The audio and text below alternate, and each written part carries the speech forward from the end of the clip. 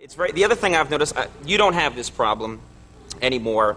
You may never have had this problem. But when you do a 12:30 show, I've noticed that when people compliment you on an episode, they also feel obligated to tell you why they were up that late. And it's very funny. And, I mean, people come up to me and say, you know, I saw you with Lisa Gibbons. You were really, it was a great interview. I really liked it.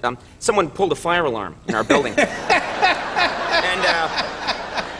And so, you know, I was coming back into the house, the TV was on, or someone will say, I saw you with Rich Hall. It was a very funny segment. I burned my hand about 2 days ago, and I have an ointment or a balm that I have to apply every few hours. Every few hours, and so I was applying the balm. The TV happened to be on, and it was not a bad show at all.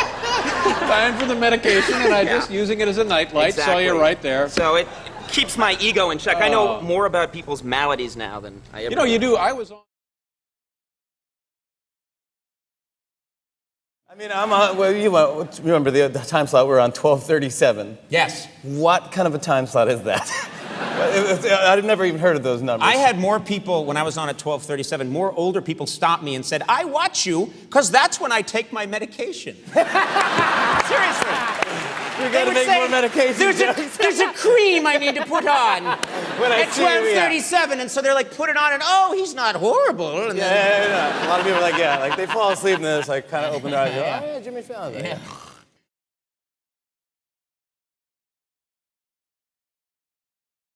I was part of this era where people would come up to me on the street and say, you know, I didn't want to watch you.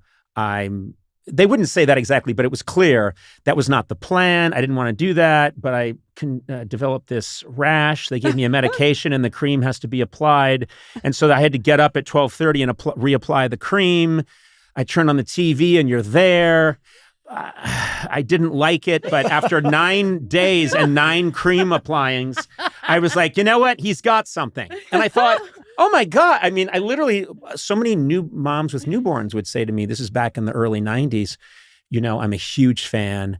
I would have to get up and breastfeed. Oh. And you were on, you know, I watched it for 4 solid weeks and you didn't, I didn't get it, but now I love you. And I would think that wouldn't happen today. No. You're not I mean, America was forced to put up with my shit for a number of years. They had no choice. And then they were like, all right, I guess the hair can stay.